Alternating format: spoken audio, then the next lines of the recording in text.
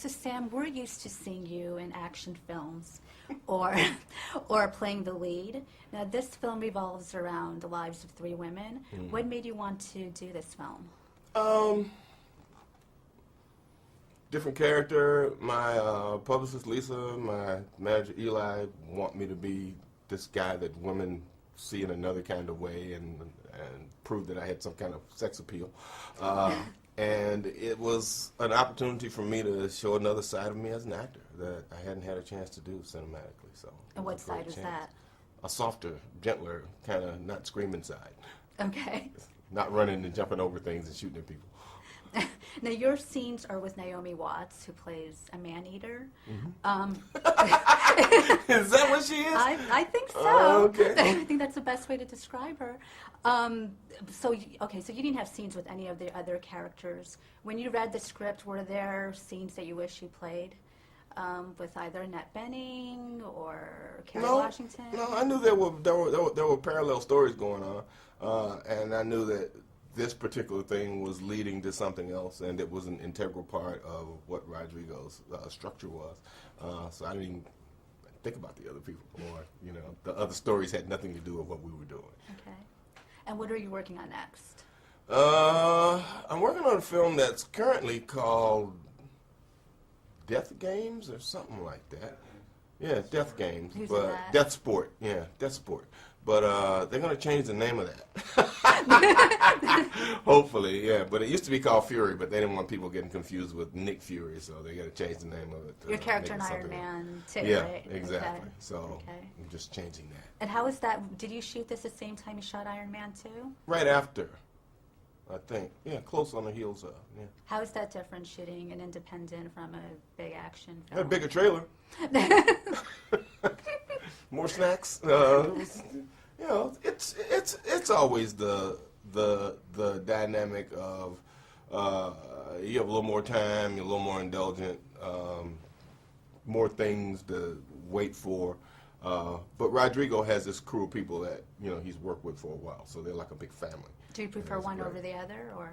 No. No. I just like going to movie sets. I like going to work. Annette, you were so good in this film that I'm actually a little scared of you. Oh.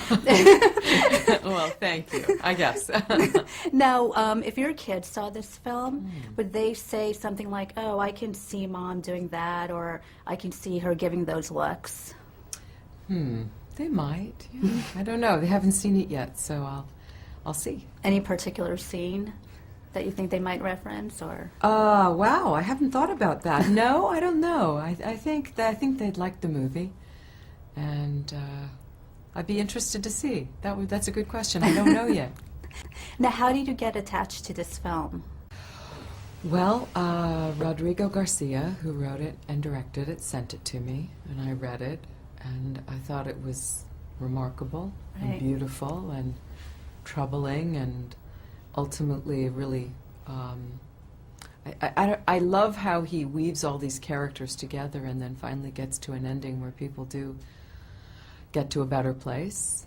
And originally when he wanted to do it, I couldn't do it, and then I became available, so it ended up working out, and I'm so glad. I love the picture.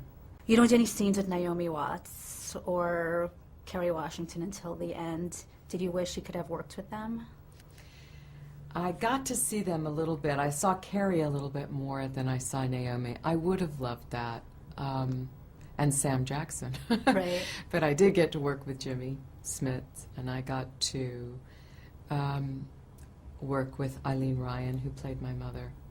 I love the way each of these stories begins to find a way to connect, right, and the way that Rodrigo constructed it. And I was sort of delighted by, when I saw the picture, I was delighted by how in some ways Naomi and I are sort of similar, right, because of the writing, and that speaks to how good the writing is in my view. But I love that, because of course we didn't know that was going to happen, and we didn't plan that. But if whoever sees the movie, you'll see why that's relevant. Right. But I love that there was a kind of something reminiscent in the two women. So, Kerry, you play a wife wanting to adopt a child with your husband to a woman wanting to adopt as a single mother.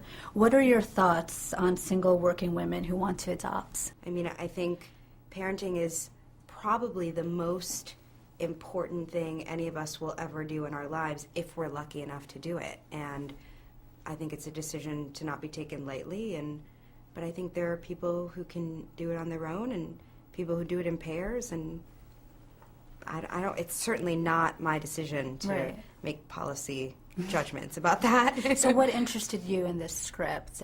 You're not a mom, so what brought you on to this? Well, one of the things that I think is so great about the film is that you don't have to be a mom to identify with the film. Right. I think one of the things that we all have in common is that we have a mom, that we come from a mom, whether it's a birth mother or an adopted mother or a surrogate mother, whatever form that's taken, we're all sort of making sense of that mother-child relationship in our own lives. And so, I think it's a universal theme, truly. Now, your belief in this film, or your character's belief, is on religion, is that what you make of life, and it's based on luck. Did that contradict your own beliefs? Did you grow up religious at all, or? Well, one of the things I think that's great about the film is how different all of the characters Right. engage with the idea of God Right. and the role that God plays in their lives.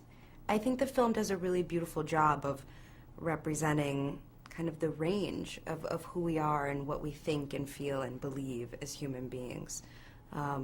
So it's not really about me, but I think Lucy's decisions are really interesting, and they say a lot about her. And I think her own beliefs change Right. and evolve a lot in the film. Okay, now what are you working on next? Right now I'm doing a play on Broadway called Race. It's the new David Mamet play with James Spader and David Allen Greer. Okay. And I have another film that comes out later this year called The Details with Tobey Maguire. And I'm in negotiations for another film that I don't want to talk about yet. Okay, well, good luck with that. Thank you. Rodrigo, I think the most surprising thing about this film is that it's written by a man. Now, what were your own experiences with adoption, if any, that influenced you to write this film?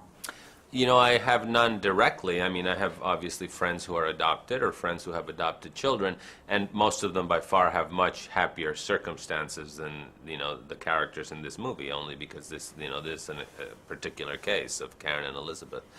And in fact, it wasn't adoption that drew me to it, but the idea of two people who sort of live obsessed by an absent person. Someone who's not here, someone who they've never met. And that can be a person who's dead or, separated at birth or separated by war or someone separated by their children from divorce. So, the obsession with the absent person. How long did it take you to write this film? A long time, like 9, almost 10 years. Oh, wow. Okay. Well, you got it done perfectly. Thank you. Okay, you touch on religion a great deal in this film, both in the negative and positive, with Paco's daughter saying to her father, Jesus wouldn't turn his back on you, and Lucy's disbelief in religion.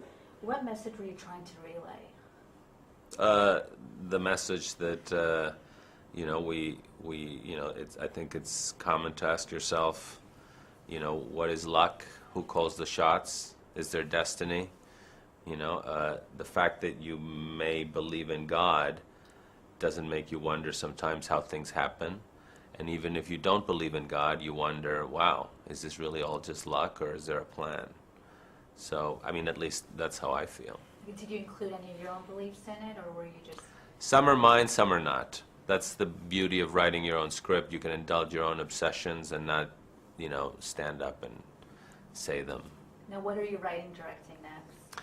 I hope to make a movie called Albert Nobbs with Glenn Close that she has co-written and is starring in, and we hope to shoot in Ireland this summer. Oh, can you tell us any more about that? It's about a woman who for many years, for most of her life, pretended to be a man just to make a living, just to work. And by the time we meet her, she's 50 and has been hiding. So which decade does this take place in? This is in 19th century Ireland. Okay.